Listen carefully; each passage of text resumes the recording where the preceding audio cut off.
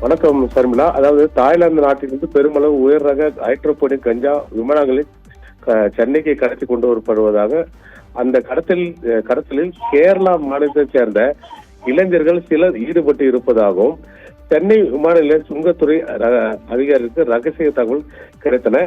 இதையடுத்து சென்னை விமான நிலைய சுங்கத்துறையினர் தனிப்படை அமைத்து சென்னை விமான நிலையத்தில் தீவிர கண்காணிப்பில் ஈடுபட்டு வந்தனர். இந்த நிலையில் தாய்லாந்து நாட்டிலிருந்து தலைநகர் பாங்காக்கில் இருந்தும் பயணிகள் விமானம் ஒன்று சென்னை சர்வதேச விமான நிலையத்திற்கு வந்தது. அந்த விமானத்தில் வந்த பயணிகளை அதிகாரிகள் தீவிரமாக கண்காணித்தது. அப்போது கேரளா மாநிலத்தைச் சேர்ந்த 4 இளைஞர்கள் ஒரு குழுவாக தாய்லாந்து நாட்டுக்கு சென்று சுற்றுலா பயணிகளாக சென்று அதே நாளில் தாய்லாந்திலிருந்து விமானத்தில் சென்னைக்கு திரும்பி வந்துள்ளனர். அந்த கேரளா இளைஞர்கள் மீது அதிகாரிகளுக்கு சந்தேகம் ஏற்பட்டது.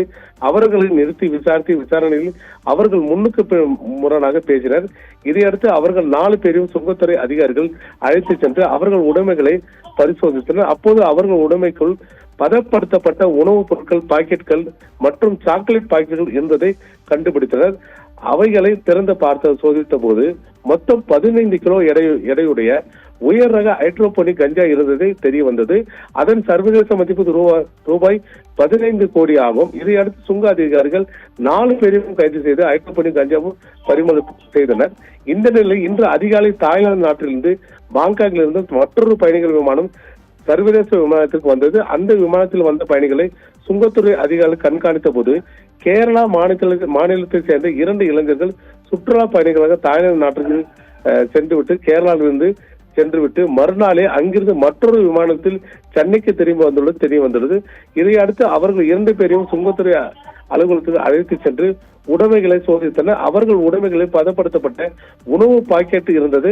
அவைகளை திறந்து பார்த்தபோது உயர் ரக ஹைட்ரோபோனிக் கஞ்சா மறைத்து வைக்கப்பட்டிருந்த அவர்கள் உடைமைகளிலிருந்து 8 கிலோ ஹைட்ரோபோனிக் கஞ்சா இருந்ததை சுங்க அதிகாரிகள் கைப்பற்றினர். அதன் சர்வதேச மதிப்பு ரூபாய் 8 கோடி. இதையடுத்து 2 பேரையும் கைது செய்து சுங்க அதிகாரிகள் ஹைட்ரோபோனிக் கஞ்சாவை பறிமுதல் செய்தனர். அதாவது சென்னை விமான நிலையத்தில் அடுத்தடுத்து 2 விமானங்களை கடத்தி கொண்டு வரப்பட்ட 23 கோடி மதிப்புடைய 23 ஹைட்ரோபோனிக் கஞ்சா பறிமுதல் செய்யப்பட்டு 6 கேரளா மாநில இளைஞர்கள் கைது செய்யப்பட்டுள்ளனர். இவர்கள் 6 பேரும் சர்வதேச போதை கடத்தும் கும்பலுக்கு கடத்தல் குருவிகளாகவும் செயல்படுகின்றனர் என்றும் தெரிய வந்தது. மேலும் கேரளா மாநிலத்தை சேர்ந்த இளைஞர்கள் ஆன இவர்கள் 6 பேரும் பட்டதாரிகள்.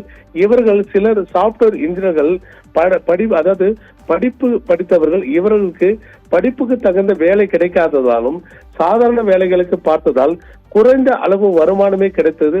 அதை வைத்துக் கொண்டு ஆடம்பரமாக வசதியாக வாழ்க்கை நடத்த முடியாது என்பதால் குறுக்கு வழியில் அதிகமாக பணம் சம்பாதிக்க வேண்டும் என்ற நோக்கத்தில் இதுபோல் கடத்தல் குருவிகளாக செயல்படுவதாக தெரிய வந்துள்ளது.